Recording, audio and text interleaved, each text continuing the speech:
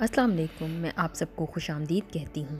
آج میری ویڈیو جس شخصیت کے بارے میں ہے وہ تاریخ کی بہت ہی انٹرسٹنگ پرسنالٹی رہا ہے۔ اس پرسنالٹی کے متعلق بہت سے افسانے بھی گھڑے ہوئے ہیں، جن میں سے کچھ تو سچ ہیں اور کچھ بالکل ہی من گھڑت ہیں۔ گریگوری راسپوٹن کو 1916 میں قتل کر دیا گیا تھا۔ کچھ کا ماننا ہے کہ راسپوٹن 1916 میں مرا ہی نہیں تھا، بلکہ اس کے نام کے ساتھ صرف راس ہٹا دیا گیا ہے اور یہ اب بھی زندہ ہے پوٹن کے نام کے ساتھ۔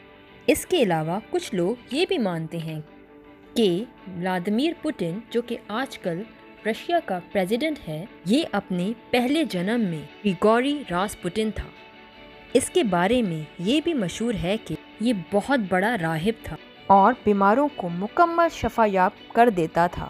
اس کے علاوہ مستقبل کے بارے میں جو بھی پیش گوئی کرتا تھا وہ ضرور پوری ہوتی تھی، جس کی وجہ سے یہ پورے رشیا میں بہت مشہور تھا۔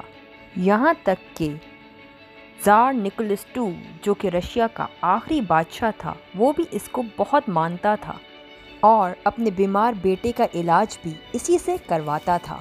یہ بندہ اصل میں تھا کون اور اسے اتنی مقبولیت حاصل کیسے ہوئی اور یہ آخرکار مرا کیسے، ہم اس ویڈیو میں جانیں گے۔ یہ وہ بندہ تھا جس کو مارنے کے لیے بہت کوشش کی گئی، اس کے خلاف کافی سازشیں ہوئی، اسے زہر دیا گیا، گولی ماری گئی، اور وہ بھی ایک دفعہ نہیں بلکہ 2 دفعہ۔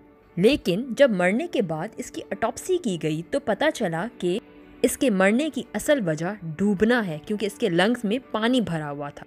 راسپوٹن کا تعلق رشیا سے تھا۔ 1916 کی ایک سرد رات میں فیلکس یوسوپا، جو کہ رشیا کا ایک بہت بڑا ایرسٹوکریٹ تھا، اس نے تیاری شروع کر دی اپنے مہمان کو لانے کے لیے، جس کو اس نے ڈنر کی دعوت دی ہوئی تھی۔ اس کا ارادہ تھا کہ اپنے مہمان کو صبح ہونے سے پہلے ہی مار دے گا۔ اپنے اس مہمان کو مارنے کے لیے وہ پہلے بھی 4 منصوبے بنا چکا تھا، جو کہ ناکام ہو چکے تھے۔ یہ وہ زمانہ تھا جب رشین بادشاہت تباہی کے دہانے پر کھڑی تھی۔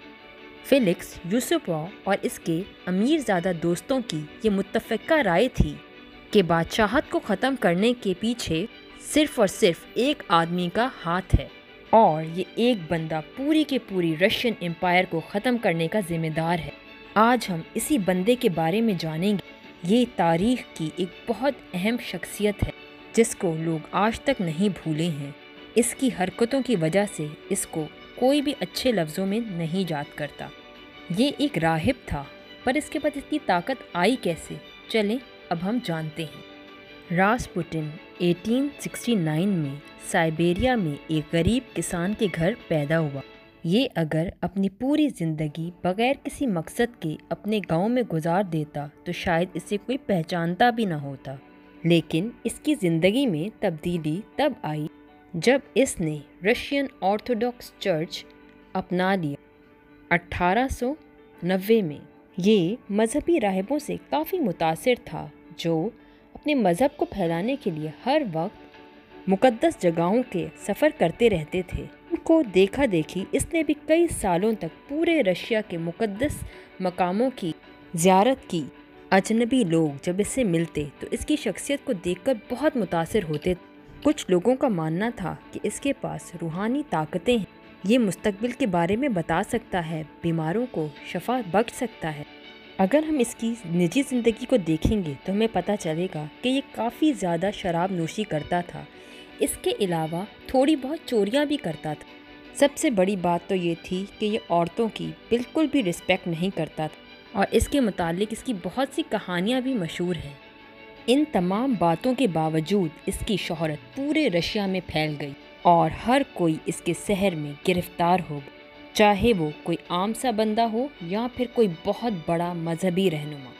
جب یہ رشیا کے دارالحکومت سینٹ پیٹر برگ میں پہنچا تو اپنی شخصیت اور اثر و رسوخ سے فائدہ اٹھاتے ہوئے شاہی خاندان کو بھی اپنے اعتماد میں حاصل کر لیا۔ 1905 میں اس کی رشیا کے بادشاہ سے پہلی دفعہ ملاقات ہوئی، جس کا نام تھا زار نکولس II۔ اس کی 4 بیٹیاں تھیں اور ایک ہی بیٹا تھا جو سب سے چھوٹا تھا۔ نکولس اور اس کی بیوی الیگزینڈریا بہت مذہبی تھے اور اس کے علاوہ ان کا مذہبی راہبوں پر کافی اعتقاد بھی تھا۔ یہ دور رشین بادشاہت کے لیے کافی مشکل دور تھا۔ اس کے علاوہ زار نکولس II کا جو واحد بیٹا تھا وہ بھی بیمار تھا، جسے ہیموفیلیا تھا، یعنی کہ الیکسی کے لیے ایک چھوٹی سی چوٹ بھی جان لیوا ثابت ہو سکتی تھی، کیونکہ اس کا خون نہیں رکتا تھا، اس لیے اسے ہر قسم کی چوٹ لگنے سے محفوظ رکھا جاتا تھا۔ راسپوٹن نے نکولس کو مشورہ دیا کہ وہ اپنے بیٹے کا علاج ڈاکٹر سے نہ کروائے۔ حیرت کی بات تو یہ ہے کہ اس کا یہ مشورہ کارآمد ثابت ہوا۔ اصل میں وجہ یہ تھی کہ اس زمانے میں ڈاکٹرز خون روکنے کے لیے ایسپرین دیا کرتے تھے، جو کہ خون کو اور بھی پتلا کر دیتی تھی اور خون نہیں رکتا تھا۔ اس وجہ سے جب الیکسی نے ایسپرین کا استعمال چھوڑ دیا تو وہ بالکل ٹھیک ہو گیا۔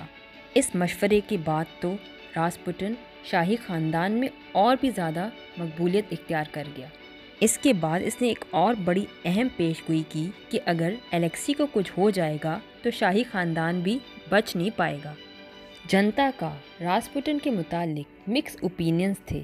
کسان تو اسے بہت اچھا بندہ سمجھتے تھے کیونکہ وہ کسانوں میں ہی سے تھا۔